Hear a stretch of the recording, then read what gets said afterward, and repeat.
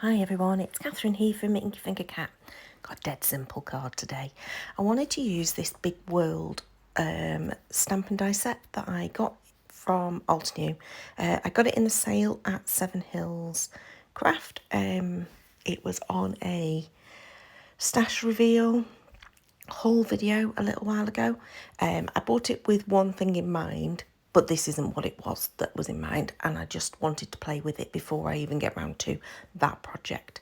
I was a bit nervous that these layering stamps would be difficult to line up. Turns out they were pretty easy. Got slightly off when I got to the sea level, but that's it. So I chose a square piece of cardstock. I do end up trimming it down a little bit at the end, but started with the top layer, then laid up the next one. The first one I stamped in pistachio pudding, which is quite a light coloured green. And then I went in again with the pistachio pudding just to check it was laid up right. And then went in with gumball green. Neither of these ink colours are current Stampin' Up colours. They are retired, but I do really like that gumball green. I think it's really cute.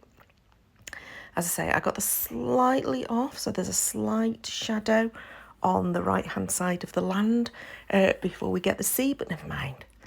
The blue that I chose was Pool Party. Pool just seemed like the right colour for sea. You know, maybe it's not very realistic, but it doesn't really matter.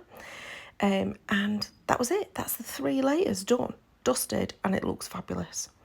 So I then decided I wanted to go in with the sentiment, you mean the world to me, or you are the world to me. Let's see what it says when it stamps, because I can't remember. You mean the, and then there's a gap, to me.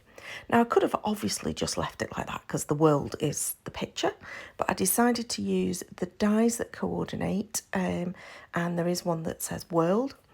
It's in the same font as the stamp, and I do have a little look to see whether they are the same size. I didn't think that they were, but I've chosen some black cardstock. This is me just double checking. Yeah, the world, the stamp that says world is slightly smaller. So it's not designed to cut out the stamped word. So it's designed to just be a die on its own. I hope that makes sense. So I folded over my cardstock and glued it together before I die cut it just to strengthen it.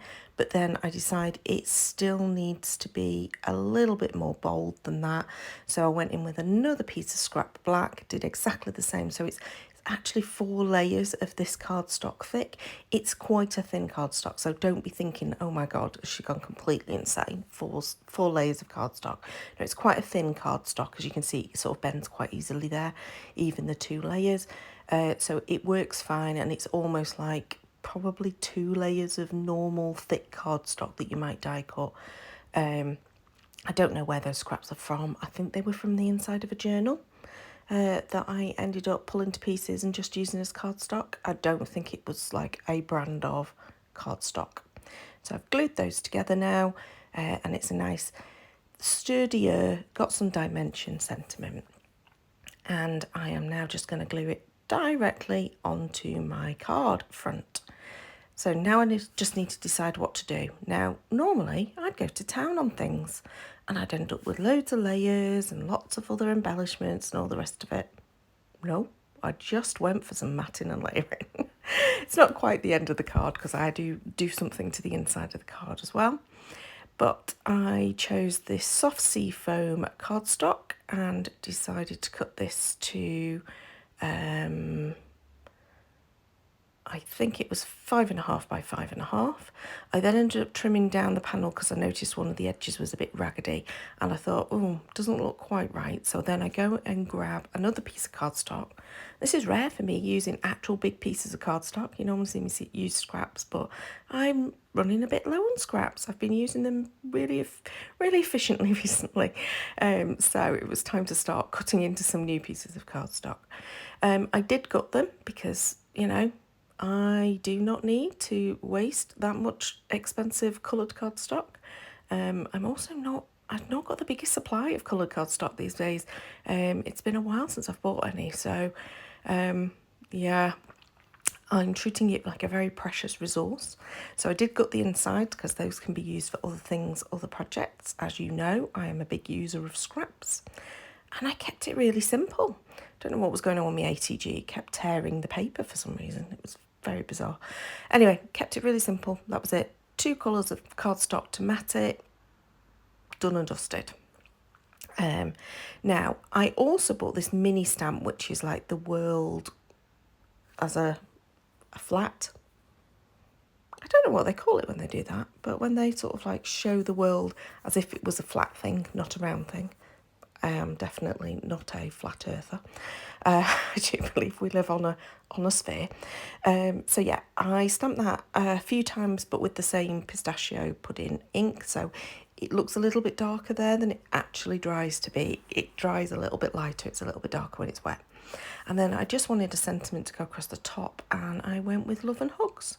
Now you can see I'm stamping everything sideways so that I can have my card panels stick out the front. At the top of the stamp platform. It's just an easier way of doing it and making sure I get a good impression, especially since I did stamp everything a few times. So I love this stamp set. I love it even more than I thought I would. So I'm looking forward to making the project that it was bought to make. But for now, a simple card. For once, kept it clean and simple. Hope you enjoyed.